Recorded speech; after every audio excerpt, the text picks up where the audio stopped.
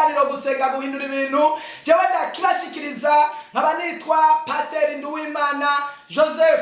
Umwami Imana se umwami wacu Yesu Kristo abaho umugisha kandi abahezagire gose abariko murakurikirana ikiganiro gusenga guhindura ibintu, cyane cyane namwebwe mushishikara kukirungika mu magroupe canke mu miryango.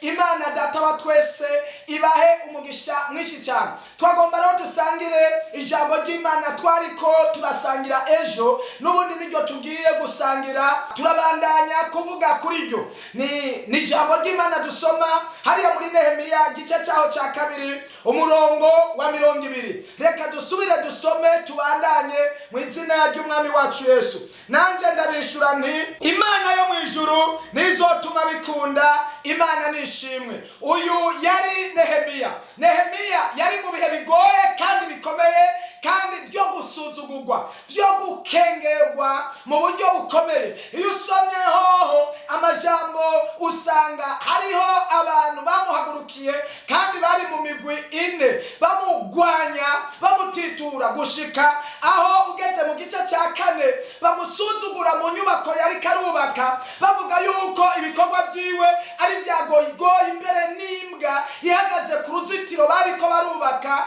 cyangwa imbwebwe ngo uyo mwanya urwo ruzitiro rwoca rusambuka. Ariko Nehemiya avuganye n'Imana yarumva afise ubushobozi yuko ibyo ari karubaka bizoba iby'umumaro. Yarumva ko gusanura Yerusalemu bizoba iby'umumaro. Ariko kubera iyo umuntu agukekeza cyangwa gusuzugura cyangwa kugwanya cyangwa gusubiza inyuma, ntiyigera yemera ibyo ukora ko ari ibintu by'umumaro, arabititura arabyonona. Ariko Nehemiya ahagarara mu kwizera Imana yamuhamagaye. Imana ishimwe ntacyo bitwaye. Nawe hari abariko baragukekeza, hari abariko barakugwanya, hari abariko baraguca intege, hari abariko baraguhiga, hari abagusubiza hasi, hari abariko barakuvuga bagushingira karimi bakuvuga iminsi, hari abakuboshe, hari abatagomba kuroranirwa, hari abatagomba kuronka amahoro mu rugo cyangwa mu kazi ukora cyangwa muri mariage yawe cyangwa mu bibereho yawe. Ntacyo bitwaye bakuvuga amajambo amwe nariya. Ariko nagomba ndakubwira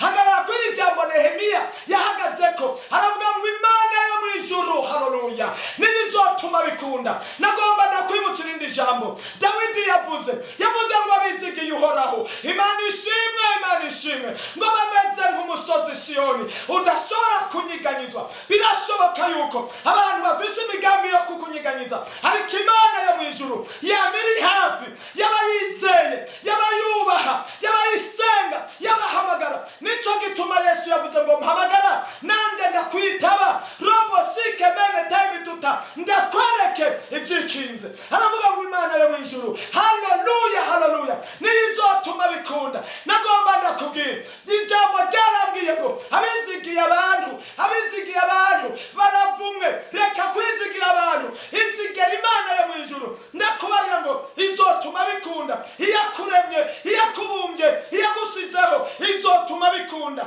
Yesu akumpera umugisha kandi uranigwe. Nagomba ndagusabe kugira umenye ko bizotuma bikunda. Kurikira intahe.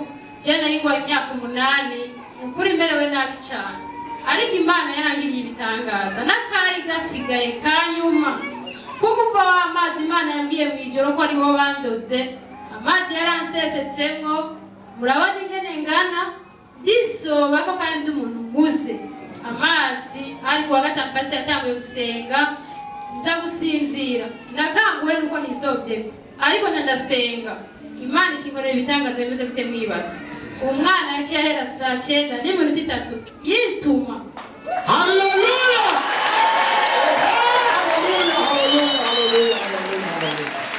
Irasubira Imana irabiraba ati mbega uno munsi wibaza ko bigenda gute?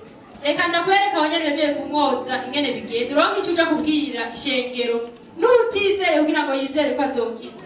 Yaciye asohoka gushika aho siga n'ucuca indobo amashuka ibigomo umwana yasohotseko. Naho nacerewe nagumye mbwira Imana, Mana ufashe shike mwajya shengero ryo gushinga intara. Haleluya. None rero pastor Imana ikugirire neza n'ishengero ryawe.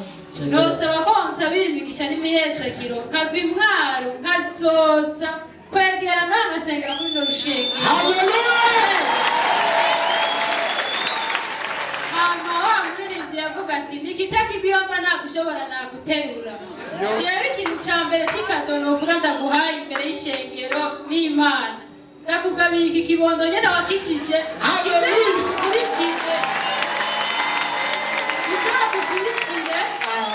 Kirundi bavuga ngo icyo umuvyeyi yatuye ku mwana aba arakiba. Ndasabye Imana nanje ko uyu mwana wanje wo mu pasiteri nkawe akazogusaba.